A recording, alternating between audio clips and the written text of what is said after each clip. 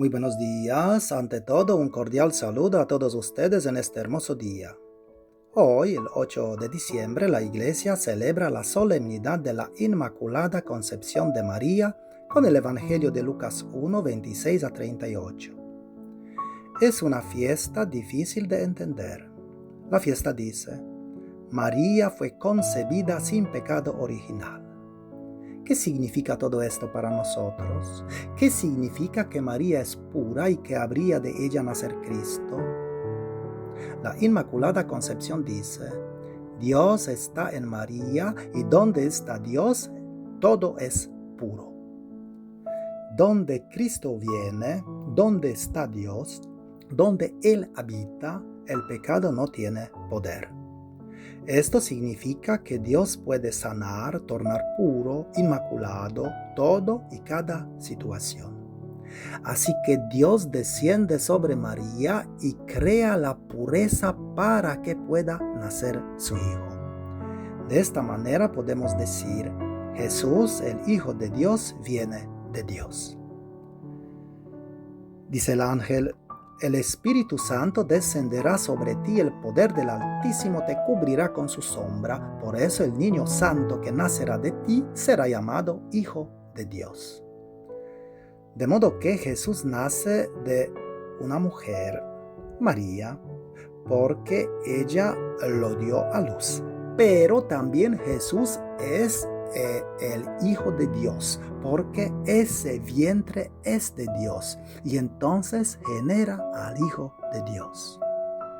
Lucas no nos da detalles históricos sobre el nacimiento de Jesús, sino que quiere decirnos que Jesús es el Hijo de Dios, y lo dice con las herramientas que tiene a su disposición.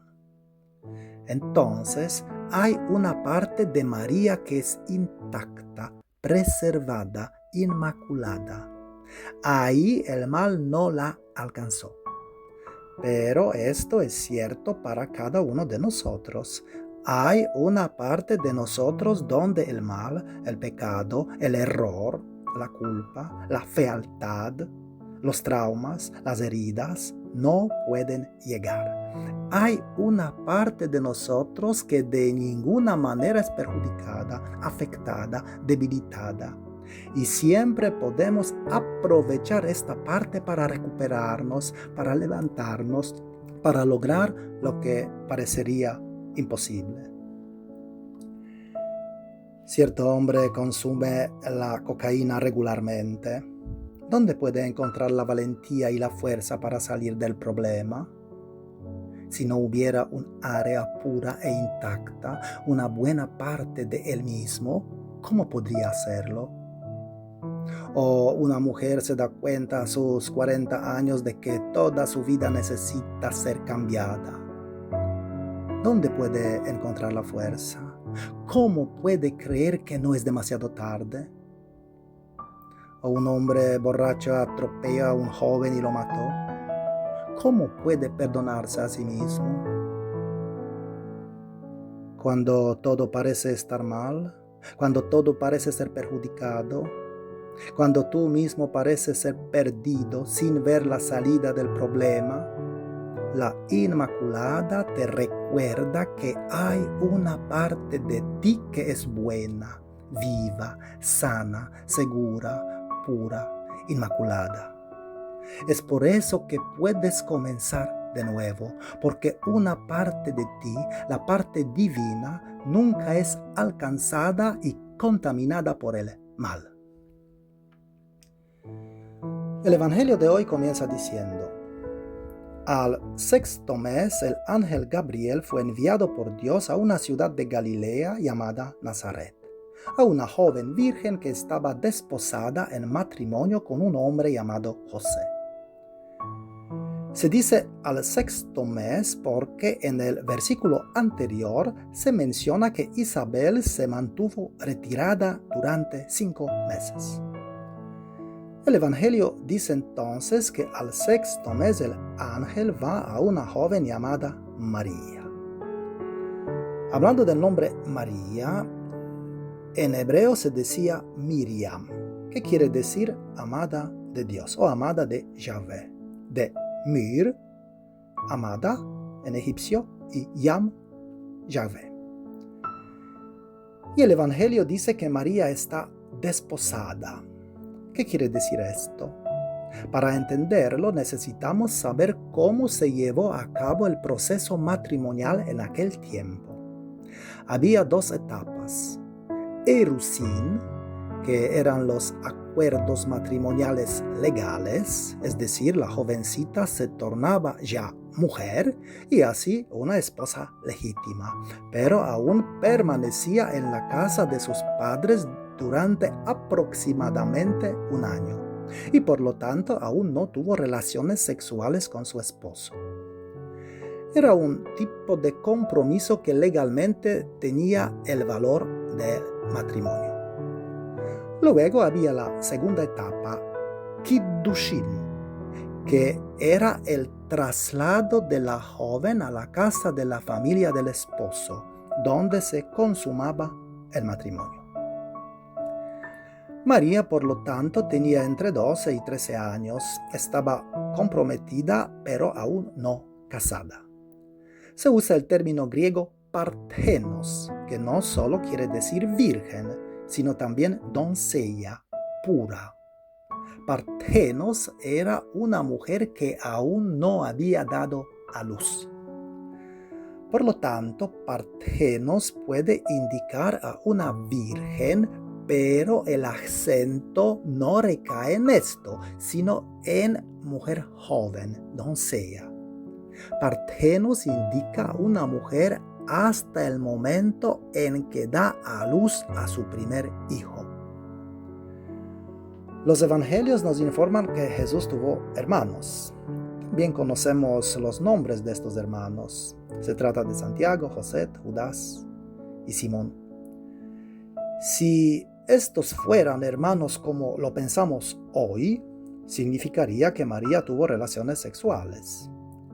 Esto nos ayuda a comprender que hemos de buscar el concepto de virginidad de María en algo más profundo que una simple ausencia de relaciones sexuales. ¿Qué significa entonces la virginidad de María? ¿Cómo pudo haber quedado embarazada sin haber tenido relaciones sexuales? Si no entendemos la mentalidad de aquella época sobre la virginidad, no saldremos del problema. ¿Y qué se sabía en aquel tiempo? En aquel tiempo se sabía que los bebés eran el resultado del acto de un hombre de introducir un líquido en el útero de una mujer. Pero, a diferencia de nuestra percepción actual, se creía que solo el padre transmitía la herencia genética. Un niño era engendrado por el hombre y solo el dar a luz era la cosa de la mujer, de la madre. La mujer proporcionaba solo el entorno, pero el elemento vital lo proporcionaba el hombre. Esta visión tal vez viniera de la observación de la naturaleza, donde, por ejemplo, si uno sembraba frijoles, nacían frijoles. Si sembraba maíz, nacía maíz. Por otro lado, la virginidad de las mujeres antes del matrimonio era muy importante en el mundo antiguo.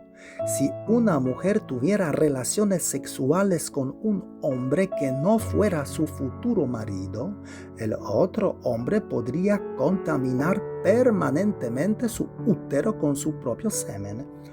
Un poco como la siembra de un campo puede estar contaminada con malas hierbas. Por lo tanto, la mujer tenía que ser virgen, porque sólo así el hombre estaba seguro de que la semilla plantada no estaba alterada o contaminada. No obstante, Lucas tiene otro problema teológico. ¿Cómo puede una mujer, siendo humana, dar a luz al Hijo de Dios? Dios debe nacer de Dios. De lo contrario, ya no es Dios. En realidad, lo que dice Lucas es que Jesús, el Hijo de Dios, nace del mismo vientre de Dios y no de María. El vientre humano de María se torna divino para que Jesús nazca del vientre divino de Dios. Dice claramente el ángel: el Espíritu Santo vendrá sobre ti y el poder del Altísimo te cubrirá con su sombra. El Espíritu de Dios desciende sobre María y la diviniza, de modo que Jesús no nace del vientre humano de María, sino del seno divino de María. Por eso María es inmaculada. Hay una parte divina en ella, es decir, no contaminada, pura, en la que las heridas, el dolor, la ira, la agresividad, la maldad no pueden llegar. El relato de la Anunciación no es un relato histórico en sentido de que las cosas fueron como están escritas, sino que es un relato teológico. Lucas quiere decirnos: Jesús es verdaderamente el Hijo de Dios. Por esta razón María debe ser virgen y por esta razón su vientre debe ser divino.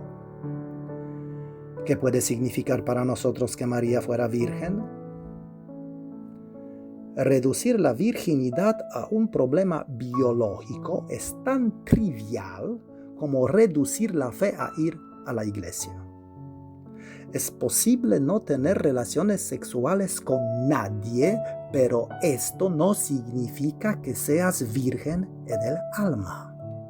La virginidad es una dimensión del espíritu, del corazón, del alma. Virginidad es vivir una vida no determinada por los demás, por la opinión de los demás, por los miedos, por los condicionamientos externos, sino es una vida que fluye en tu interior, por la fuerza de tu alma, por Dios mismo. Todos estamos llamados a la virginidad, a vivir una vida no contaminada, lo que quiere decir que vives en contacto con tu parte divina que está en ti. Haces crecer la vida divina en ti, la que quiere nacer en ti. Generas la vida que está dentro de ti. Vivir como virgen significa que perteneces a ti mismo y no a los demás. Eres de ti misma y de nadie más. Si estás muy contaminado por la influencia de los otros, no podrás sacar a la luz tu parte divina. Si otras personas han entrado en tu corazón, mente y alma y te han contaminado, ya no puedes ser tú mismo. Entonces vives la vida de los demás. Pregúntate: ¿quién vive dentro de mí? ¿Yo o los demás? ¿He vivido la vida de otras personas? ¿Conoces un virus informático? Él entra en un sistema, por ejemplo en una computadora, y la altera, de modo que la computadora ya no tiene sus propias funciones, sino que funciona de forma alterada.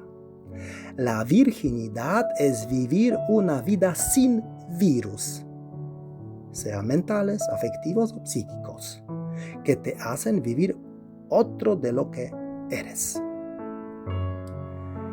Eres virgen cuando dentro de tu cabeza estás tú y no lo que piensan los demás.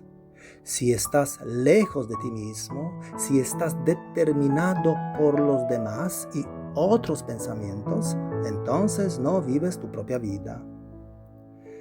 Te contaminas cuando tienes temor a decepcionar a los demás, cuando haces como todos los demás, cuando te conformas con los demás o con la mayoría, cuando tu cabeza está llena de miedos o pensamientos, cuando miras el mundo y solo puedes ver el asco y la podredumbre que hay allí.